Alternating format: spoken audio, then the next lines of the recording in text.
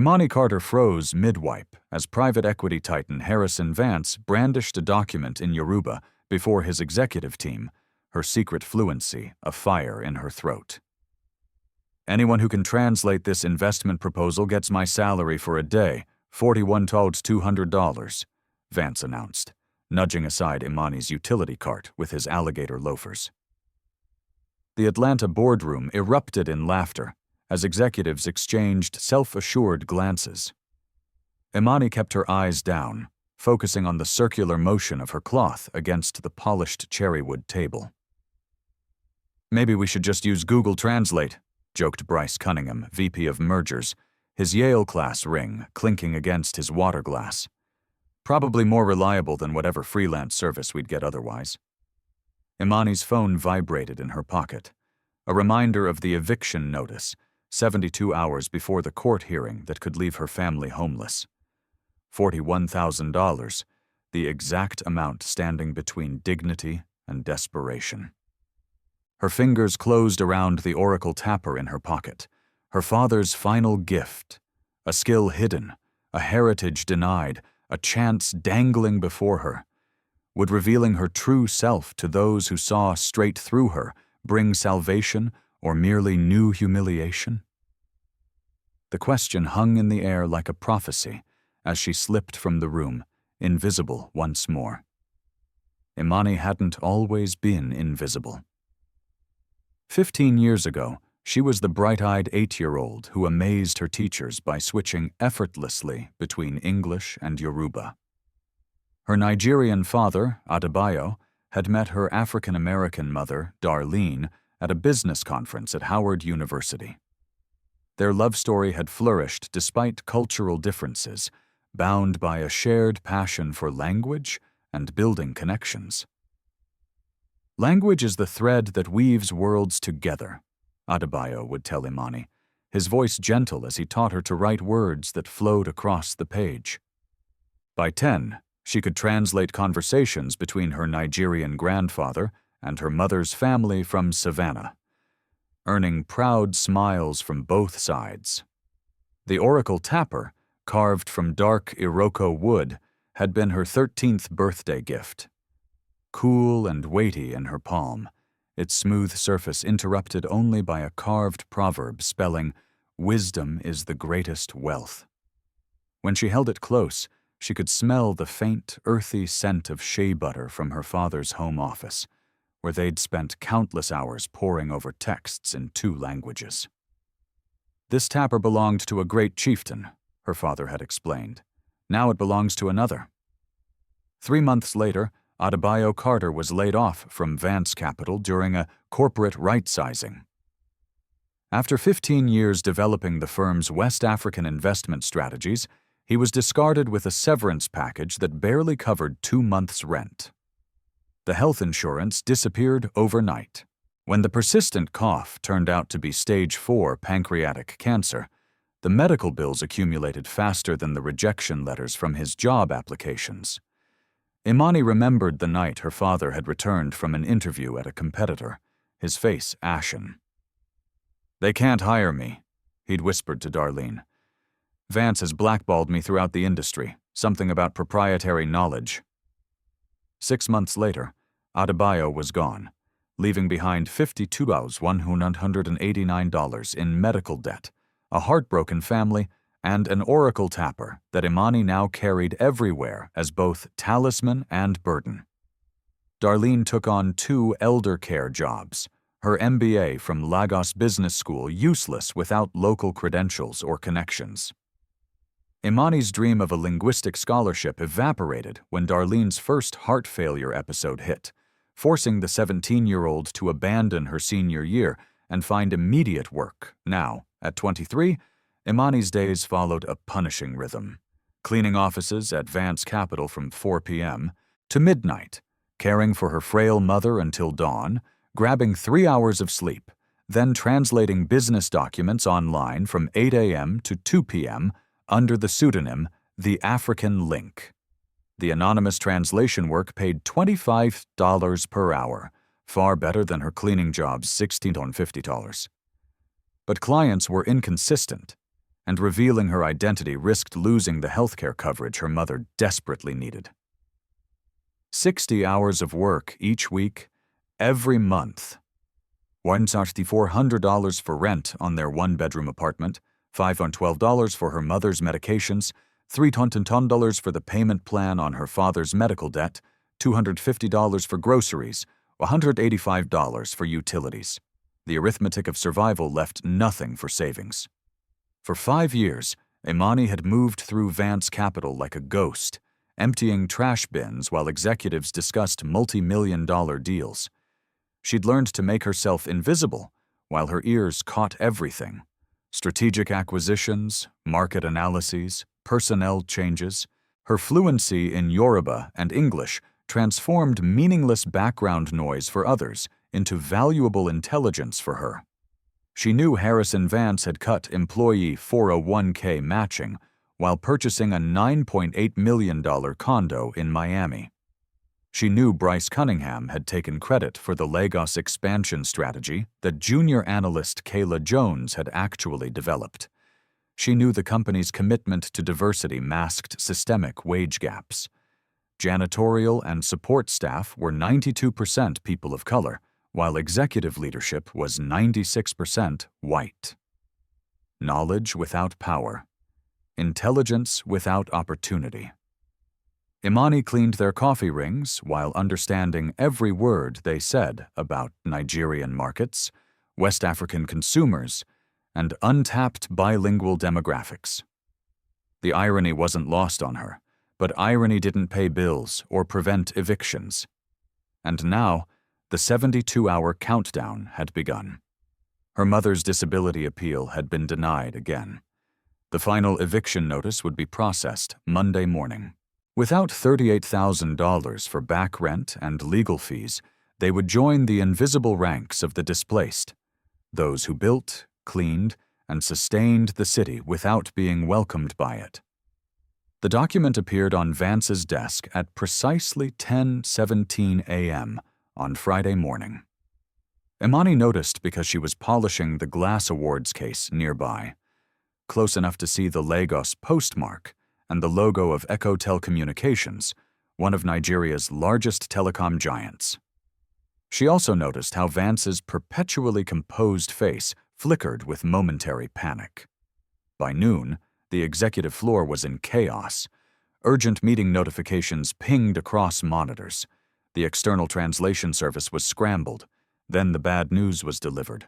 Their primary contractor was on a flight to Dubai, and his backup was unreachable. Imani emptied waste baskets methodically, moving through the commotion like a shadow when Vance burst from his office, waving the document. "Everyone in the conference room. Now." She should have left.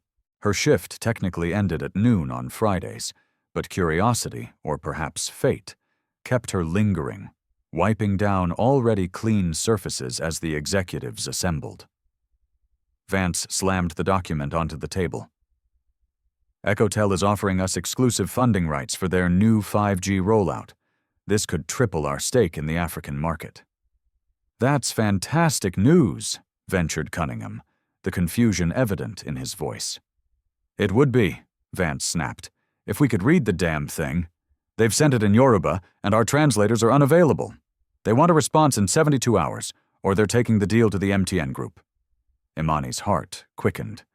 She recognized several words visible on the cover page, technical terms her father had taught her, specifications for fiber optic network tolerances. "Can't we use a service?" asked Kayla Jones. "For something this confidential and technical?" Vance scoffed. "Do you want our competitive advantage leaked to every PE firm from New York to London?" The executives shifted uncomfortably. Imani's cloth moved in silent circles on the credenza. "I'll make it worth someone's while," Vance continued, his voice taking on a performative edge as he noticed her presence. "Translate this 40-page proposal accurately in 48 hours, and I'll give you my daily salary. That's 41 torsols, $200. The room fell silent. Then Cunningham laughed, others joining nervously. "Maybe even the cleaning lady can try," Vance added, gesturing toward Imani. though I doubt they teach Yoruba in custodial school. More laughter, sharper this time. Imani kept her eyes down, but her fingers tightened around her cleaning cloth. "We'll divide it among the team," Cunningham suggested. "Use translation software for the first pass, then clean it up." "Fine," Vance conceded. "But remember, 72 hours until Echotel walks, and these documents don't leave this building. Security protocols in full effect." As the executives dispersed, grabbing copies of the document, Imani noticed two things. First, they were badly mistranslating even the title page, murmuring about partnership opportunities when the words clearly indicated an exclusive capital funding agreement. Second, the 72-hour deadline aligned precisely with her eviction timeline. Vance's daily salary would cover her mother's immediate medical needs and the overdue rent. But revealing her skills could cost her job if she failed, or worse, if she succeeded and threatened the executives' egos. And what if the document contained the same predatory policies that had destroyed her father's career? Would the same company that had ruined her family now profit from her hidden talent? And if she refused this chance, would she ever forgive herself? Imani made her decision at 1:43 a.m., standing in the dim light of her apartment kitchenette. Her mother slept fitfully in the converted living room, medical monitors casting blue shadows across her face. The eviction notice lay beside Imani's translation notes, the number 72 circled in red, counting down the hours until Monday's court hearing. She wouldn't reveal herself directly. Not yet. Too risky. But she could test the waters, see how valuable her skills might prove.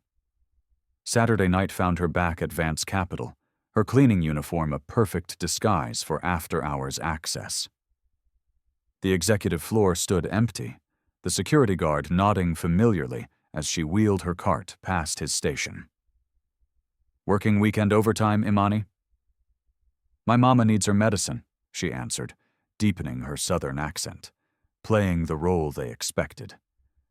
In the conference room, executives had left their translation attempts scattered across the whiteboard, a mess of mistranslated financial jargon and technical terms. Imani winced at their mangled interpretations. Using a dry erase marker, she carefully corrected 3 critical sections, translating the complex telecom terminology with precision. She signed it simply, Anoju, the Yoruba word for night owl. The corrections were specific enough to demonstrate expertise, but limited enough to seem like helpful hints rather than a complete solution. A test balloon to gauge reaction. By Sunday morning, her anonymous assistants had created a stir. Arriving early with her cleaning cart, Imani lingered near the conference room door, eavesdropping. "Who the hell is Anoju?" Vance demanded. "Security says nobody unauthorized entered the building," Cunningham responded. "Must be someone on our team." Imani watched through the gap in the door as Cunningham studied the whiteboard, his expression calculating. Then, to her disbelief, he erased her signature and turned to Vance.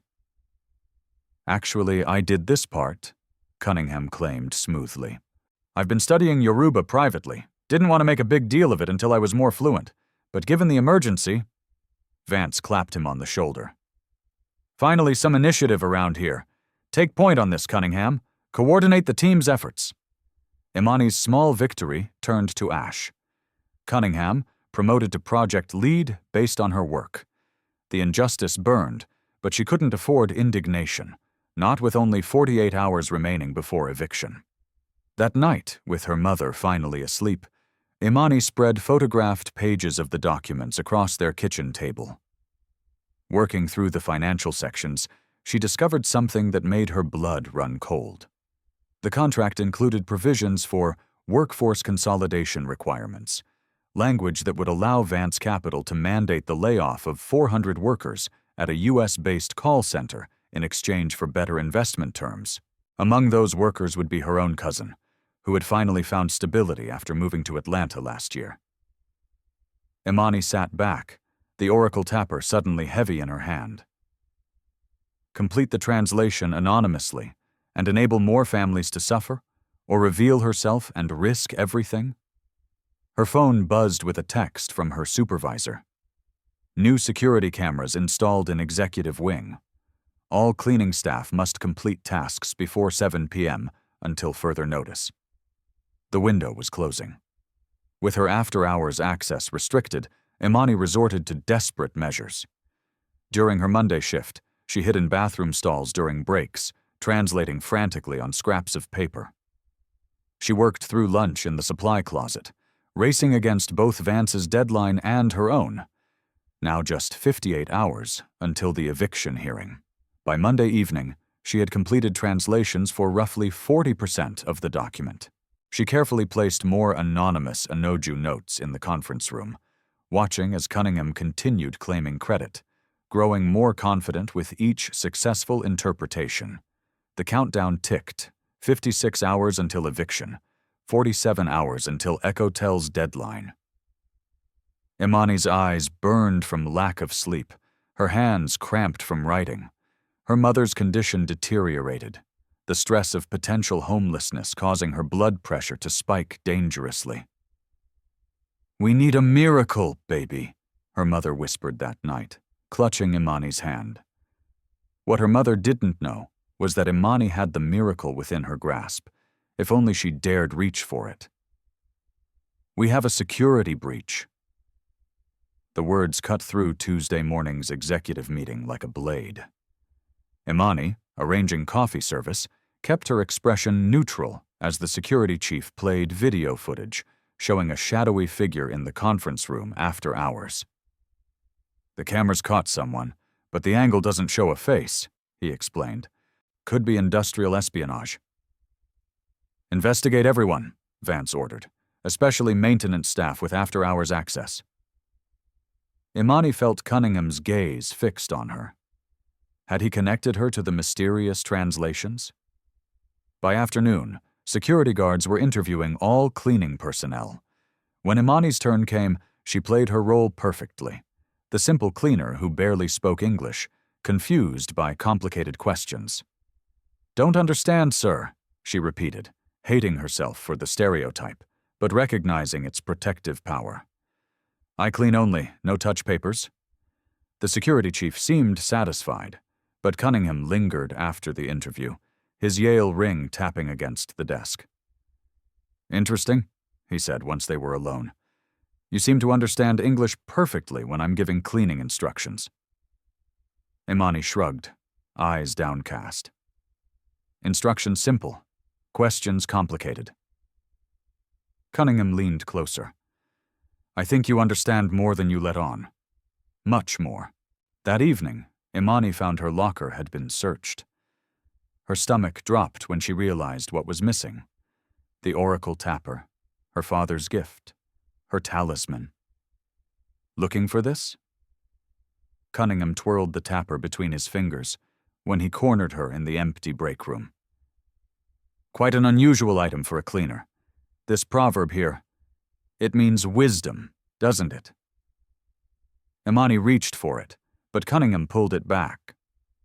"Security is very concerned about unauthorized items that could be used for corporate espionage. I've taken the liberty of filing a report." By Wednesday morning, HR had issued Imani a formal warning for possession of unauthorized materials and suspicious behavior. Without her tapper, her connection to her father, her confidence, Imani felt unmoored, her certainty faltering. The eviction countdown showed 34 hours remaining.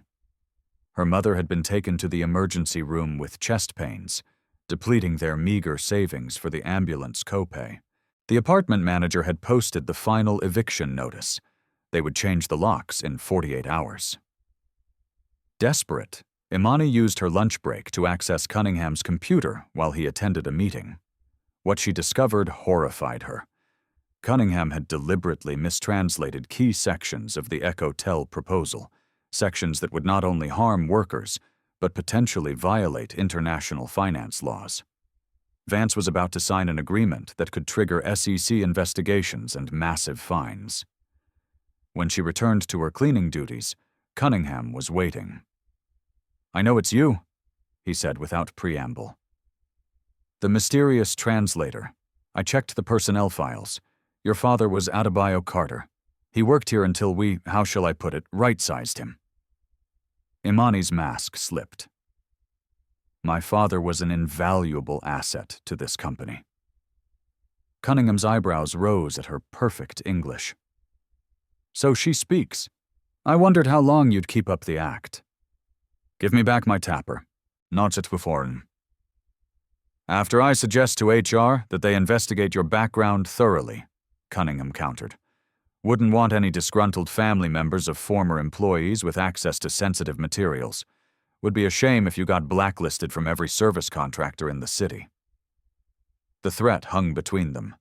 Speak up and lose her livelihood, or remain silent while hundreds lose their jobs, and Vance Capital commits corporate suicide. 30 hours until eviction. 24 hours until the Ecotel deadline.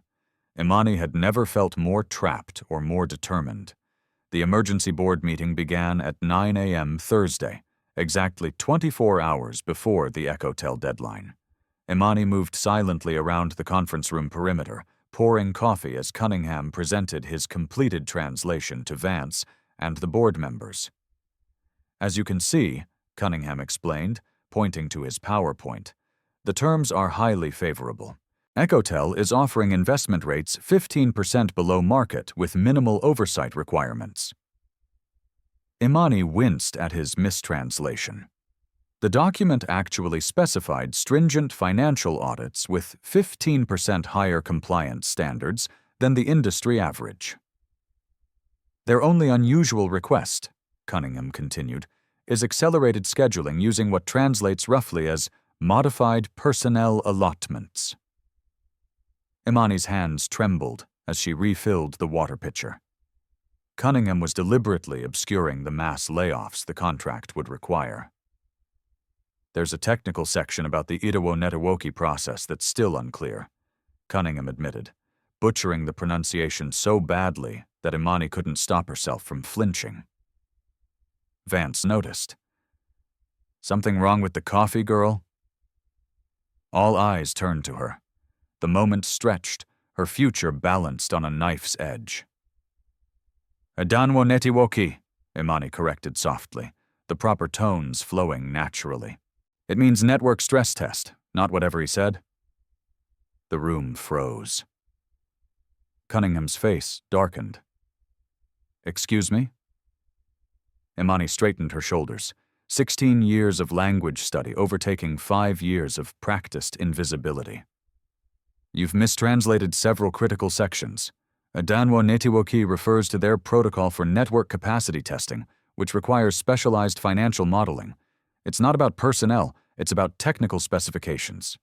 "How dare you interrupt?" Cunningham began, but Vance cut him off. "You speak Yoruba?" Vance demanded, studying Imani as if seeing her for the first time. "Yoruba, French, and English," Imani answered, her heart pounding. "I also read Igbo and Hausa, though my speaking fluency is limited." "She's lying," Cunningham interjected. "She's just a cleaner." "My father was Adebayo Carter," Imani continued, gaining confidence with each word. "He built your West African investment division before your corporate right-sizing 5 years ago. He taught me business Yoruba and financial terminology since I was a child." Recognition flickered in Vance's eyes. "Carter, I remember him." "This is absurd," Cunningham protested. "She's probably working for our competitors." "Check my credentials," Imani challenged, pulling out her phone to display her profile on afritranslate.com. "I work under the username The African Link. I have a 4.97 rating with over 300 financial and technical translations completed, specializing in telecommunications and private equity documents." Vance took her phone, scrolling through the impressive client list and testimonials, his business instincts clearly wrestling with his prejudices. "Mr. Cunningham's translation mentions nothing about financial audit protocols," Imani continued, addressing the board now. It also obscures the fact that Ecotel is requiring you to lay off 400 call center workers as a condition of the deal, which would violate 3 separate labor agreements you've signed. The board members murmured, looking between Cunningham and Imani. "This is outrageous," Cunningham sputtered. "You can't possibly—" "Page 16, paragraph 4, Imani recited from memory. The text clearly states that Vance Capital must implement workforce reduction measures of no less than 400 positions within 60 days of contract execution. I can read the entire section verbatim if you'd like." Vance studied her for a long moment, calculation replacing surprise. "You claim you can translate this entire document accurately?" "I've already translated about 60% of it," Imani admitted. "I was leaving anonymous notes to help, the ones Mr. Cunningham has been taking credit for." Cunningham's face flushed crimson as heads turned toward him. "You were a Noju?" Vance asked. Imani nodded. A slow smile spread across Vance's face, not warm, but predatory, recognizing an opportunity. "My offer stands," he said. "Translate the complete document by tomorrow's 9 a.m. deadline, and my daily salary is yours, $41,200. "I want it in writing," Imani countered, surprising herself with her boldness. "And I want my tapper back." "Your what?" Vance frowned. "My Oracle tapper. Mr. Cunningham confiscated it yesterday and filed it as suspicious material." All eyes turned to Cunningham, who reluctantly pulled the wooden object from his jacket pocket. "And I want a written contract guaranteeing my continued employment regardless of the translation's outcome," Imani added, "with a confidentiality clause protecting my family." The room fell silent at her audacity. Vance studied her with new interest, perhaps even respect. "Draw up the agreement," he finally instructed his assistant, "and get Ms. Carter whatever resources she needs." As the Oracle tapper was returned to her hand, Imani felt its familiar weight. Cool, solid, grounding. The countdown reset in her mind. 18 hours to translate the remaining document while her mother faced eviction in 36 hours. For the first time in years, she was visible, for better or worse. Imani worked through the night in a small conference room they'd assigned her, fueled by adrenaline and vending machine coffee. Her fingers flew across the keyboard, the Oracle tapper beside her guiding her through complex financial terminology and subtle cultural nuances that machine translation could never capture. By 3 a.m., her eyes burned. The characters began swimming on the page. She had completed nearly 85% of the translation, carefully noting discrepancies between what Ecotel was actually offering and what Cunningham had claimed. The truth was somewhere in between. Not as rosy as Cunningham painted, but not as exploitative as she initially feared. The workforce reductions were suggested, not required, and Ecotel had included provisions for retraining programs. Her phone buzzed with a text from her neighbor, who was sitting with her mother at the hospital. "Doctors want to keep her another day. Need $2,400 deposit for continued care." Imani massaged her temples. 30 hours until eviction. 6 hours until her translation deadline. She allowed herself a moment of hope. Vance's money would solve their immediate crisis. She could negotiate with the landlord, pay the hospital, perhaps even find better housing closer to medical facilities. She rested her head on her arms, just for a moment. The crash of coffee splashing across her desk jolted her awake. Imani gasped as hot liquid spilled across her handwritten notes and seeped into her laptop keyboard. "Oh, clumsy me." Cunningham stood over her, empty coffee cup in hand, fake concern plastered across his face. "I was just bringing you a fresh cup. You looked so exhausted." Imani jumped up, frantically dabbing at the spreading liquid with tissues. Her laptop screen flickered, then went black.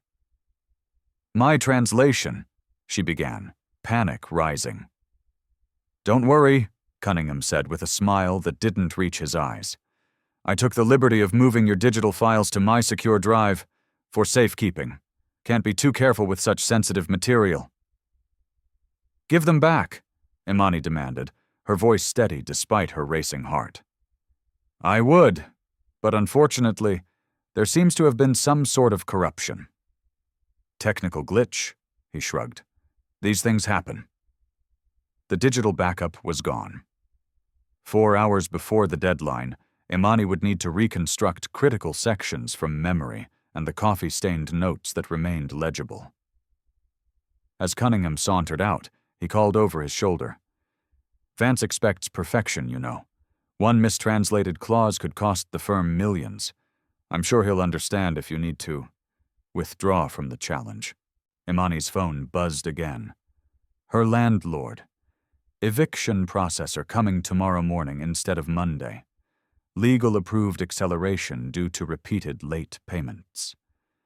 She stared at the ruined papers, the dead laptop, feeling the walls closing in. 3 hours of work lost, mother in the hospital, eviction imminent. Cunningham had outmaneuvered her at every turn. For one moment she considered giving up, walking away, finding another cleaning job somewhere Vance and Cunningham couldn't touch her. Then her phone rang. The hospital. Her mother's condition had worsened. They needed payment authorization for additional treatment. Imani worked frantically, recreating translations from memory, her hand cramping as she wrote. 2 hours passed. 3. As dawn broke, exhaustion overtook her.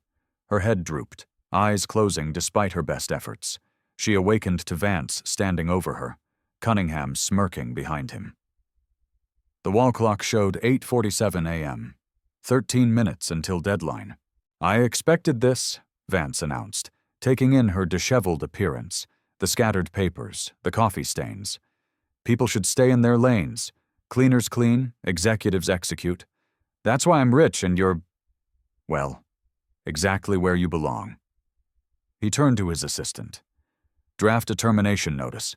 Clearly, Ms. Carter violated company policy by accessing confidential documents without proper authorization." "But our agreement," Imani protested. "Was contingent on delivery," Vance cut her off. "And you failed to deliver." "I can explain. Call TransGlobal," Vance instructed Cunningham, ignoring her. "See if they can start from scratch this afternoon. We'll have to ask Ecotel for an extension." Cunningham's triumphant expression said everything. Imani sat frozen, watching her one chance at saving her family collapse under corporate cruelty. Her father's voice echoed in her memory. "Language is the thread that weaves worlds together." But what happened when those threads were deliberately burned? Had she risked everything only to end up in a worse position than before? As Vance turned to leave, Imani's gaze fell on her bag, where the edge of a notebook peeked out. Her father's research journal. She'd brought it for reference, forgotten until this moment. "Wait," she called, a new clarity cutting through her exhaustion. Vance paused at the door, irritation evident. "We're done here." "My father worked on this exact technology," Imani said, pulling out the journal. "The Odu-Ifa network protocol. He was part of the original development team before Ecotel acquired the patent." She flipped through the journal, finding her father's detailed notes on the routing process. Diagrams, specifications, testing parameters, information not even included in the Ecotel documents, because they assumed Vance Capital already understood the foundational technology. These notes contain details about the system's traffic modeling that aren't explained in the proposal because they're proprietary knowledge. Imani stood straighter, confidence returning. "I can complete this translation with a technical precision no other service could match." "You have 10 minutes, Vance said after a calculating pause. Imani worked with renewed focus, her father's journal opened beside her. The pen moved across paper with certainty, filling gaps, clarifying ambiguities, noting technical specifications that the Ecotel document only referenced obliquely. At precisely 8:58 a.m., she walked into the boardroom where executives had gathered for the Ecotel video conference. She placed the completed translation before Vance, who scanned it skeptically. "The video call is starting," his assistant announced. Vance hesitated, glancing between the translation, Cunningham, and Imani. "Ms. Carter, perhaps you should—" "I'll wait outside," Imani said, turning to leave. "Actually," came a voice from the video screen, speaking in Yoruba, "we would prefer if Ms. Carter stayed." Everyone turned to the large display where Femi Adeoye, CEO of Ecotel, appeared with his executive team. Beside him sat a familiar face, Mr. Bankole, her father's former colleague. "Ms. Carter," Bankole said in Yoruba, "it is an honor to meet Adebayo's daughter. He spoke of your linguistic gifts often." Imani responded in flawless Yoruba, her surprise giving way to understanding. "The honor is mine, Mr. Bankole. I didn't realize you were aware of my employment here." "We weren't," Femi Adeoye interjected, "until our intelligence team noted someone was accurately translating our deliberately complex proposal. Few people could navigate those technical terms correctly." Vance looked between them, understanding nothing of the rapid Yoruba exchange. Imani switched to English. "Mr. Adeoye says they included technical complexities as a test. They wanted to see if Vance Capital still retained the expertise my father helped build." "And do we pass this test?" Vance asked cautiously. "That depends," Imani answered, switching back to Yoruba to address Adeoye directly. "The proposal contains ambiguities regarding workforce requirements that could be interpreted as requiring layoffs. Was this intentional?" A subtle smile crossed Adeoye's face. "Very perceptive. We have concerns about Vance Capital's labor practices since Mr. Carter's departure. The workforce language was deliberately ambiguous to see how you would interpret it." Imani turned to Vance. "Ecotel is concerned about your company's approach to workforce management. They included that section as a character test." Cunningham stepped forward. "This is ridiculous. She's making this up to—" "Perhaps," Imani interrupted. "Mr. Cunningham would like to explain why he deliberately mistranslated key sections and sabotaged my work?" She pulled out her phone, showing security footage she'd recovered during her night of research. Cunningham clearly visible pouring coffee on her computer and deleting files from her directory. The room fell silent. Vance's expression hardened as he watched the indisputable evidence. "Mr. Cunningham," he said quietly, "you're fired. Security will escort you out." As Cunningham was removed, protesting loudly, Adeoye spoke again in Yoruba. "We will proceed with the contract on one condition, that Ms. Carter oversees the implementation as our cultural liaison." The pen moved confidently across Imani's notes as she translated the conversation in real time, the oracle tapper now resting on the table before her, a symbol of authority. "They insist on working directly with me as a condition of the deal," Imani explained, the power dynamic in the room shifting palpably. Vance studied her, recognizing the leverage she now held. With the Ecotel deadline minutes away and millions at stake, he had no choice. "Fine," he conceded. "Ms. Carter will oversee the cultural aspects of the implementation." The video call concluded with Adeoye expressing his pleasure at finding Adebayo Carter's legacy alive at Vance Capital.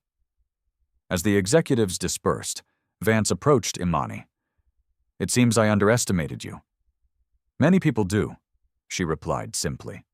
"Our agreement stands." He wrote a check for $41,200, his daily salary. "Though it appears you've earned considerably more than that." As cameras recorded the official contract signing for company records, Adeoye made one final request via email, a $50,000 signing bonus specifically designated for cultural consultancy services provided by Imani Carter. With $91,200 in hand, enough to stop the eviction, cover her mother's medical care, and provide breathing room for the first time in years, Imani finally allowed herself to exhale. The oracle tapper rested in her hand, no longer a burden of the past, but a key to her future. 6 months later, Imani sat in her new office, Director of Global Strategy at Vance Capital. Floor-to-ceiling windows offered a view of the city where she'd once felt invisible. Her desk, polished walnut, held a framed photo of her mother, now receiving specialized care in a facility close to their new 2-bedroom apartment. The oracle tapper rested in a small crystal stand, its polished surface catching the morning light. When she held it now, the earthy scent mingled with the fresh gardenias she kept beside her father's photograph. 2 sensory connections, one to her past, one to her present. Her first official act as director had been establishing a scholarship fund for employees' children, named for her father, and implementing a comprehensive review of the company's layoff policies. Her second had been rehiring workers from her community with proper benefits and culturally appropriate training materials. The contract she'd negotiated with Ecotel had increased Vance's African market share by 32% in 2 quarters. The board members who had once looked through her now addressed her as Ms. Carter, with the same deference once reserved for Vance himself. Even Harrison Vance had developed a grudging respect for her, not from any moral awakening, but from the simple arithmetic of profit. Her cultural insights and linguistic precision had opened doors previously closed to the firm. As Vance himself had put it in the last shareholders' meeting, Ms. Carter's unique perspective has proven unexpectedly valuable. Imani smiled at the corporate speak translation of, "I was wrong about her." Her assistant knocked gently. "Your mother's physical therapist called. The improvements are continuing ahead of schedule." "Ose," Imani answered, allowing herself the small pleasure of using Yoruba openly in these halls, where she'd once hidden her identity. Her phone chimed with a calendar reminder, the monthly board meeting in 15 minutes. 6 months ago, she had been invisible in that room, wiping fingerprints from water glasses while executives made decisions that affected thousands of lives. Today, she would present her international expansion strategy, a plan projected to create 450 new jobs and increase company valuation by 18%. As she gathered her materials, her gaze fell on a newspaper clipping framed beside her father's photo. The business section headline read, "Vance Capital Soars on African Partnership. New Director Credits Immigrant Father's Legacy." The article highlighted her unconventional rise from maintenance staff to executive leadership, with analysts praising the company's unexpected talent discovery as a model for corporate diversity. What the article didn't mention was the 28 other maintenance and support staff members who had been promoted after Imani implemented her Hidden Talents Initiative, a company-wide program that encouraged employees at all levels to showcase their skills and education. The former security guard with an engineering degree from Nigeria, the cafeteria worker who spoke 5 languages, the IT help desk technician with a gift for product design. Cunningham, meanwhile, had become a cautionary tale in corporate circles after his attempted sabotage went public. No major firm would touch him now. The last Imani had heard, he was teaching business communication at a community college, ironically educating the very demographic he had once dismissed. Vance himself remained unchanged at his core, driven by profit rather than principle, but had learned to recognize talent regardless of its packaging. He still referred to Imani's rise as lightning in a bottle, rather than acknowledging the systemic barriers that had kept her hidden. But his willingness to reform hiring and promotion practices had real-world impact beyond performative statements.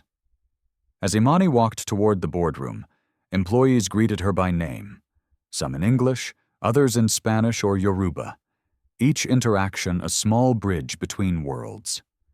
She carried her father's oracle tapper, not as a secret talisman, but as a visible symbol of her heritage and expertise. The board members rose when she entered, a sign of respect that still surprised her. As she prepared to present her vision for the company's future, Imani thought of her mother, now taking college courses online to refresh her MBA credentials, and of the cleaning staff who now looked her in the eye instead of averting their gaze. Visibility had its price. The scrutiny, the pressure, the knowledge that she represented more than just herself in these rooms. But invisibility had cost far more. The talent wasted, the voices unheard, the bridges unbuilt. "Good morning," she began in English, then repeated the greeting in Yoruba and French, watching the board members' appreciative nods. Today we're going to discuss how embracing multiple perspectives transforms not just our culture, but our bottom line. Imani clicked to her first slide, displaying the 32% market share increase alongside the 24% improvement in employee retention since implementing her initiatives. Numbers spoke every language, especially in boardrooms. "Talent doesn't always arrive in expected packages," she continued, "but companies that recognize it regardless of its wrapping gain a competitive advantage. Let me show you how." The Oracle tapper rested on the podium, its dark wood warm under the lights, as she led the company's leadership into a future her father could only have dreamed of, one where bridges between worlds became highways of opportunity. Has someone ever underestimated your potential? Did you have a moment when you finally showed your true value, just like Imani? Share your story in the comments below. I want to hear how you transformed from invisible to invaluable. If you enjoyed this story of hidden talent and unexpected triumph, don't keep it to yourself. Subscribe to Beat Stories for more powerful narratives that will inspire you to reveal your own hidden strengths. Hit that like button if you've ever been underestimated, and ring the notification bell to never miss our weekly uploads of life-changing stories. Remember, your next chapter could be just one brave decision away, just like Imani's was. Beat Stories, where your potential becomes your power. Behind every headline is a human story. At Beat Stories, we go deeper, where emotion meets evidence and drama reveals the system. If this story made you pause, reflect, or feel something, don't forget to subscribe. There's more to come.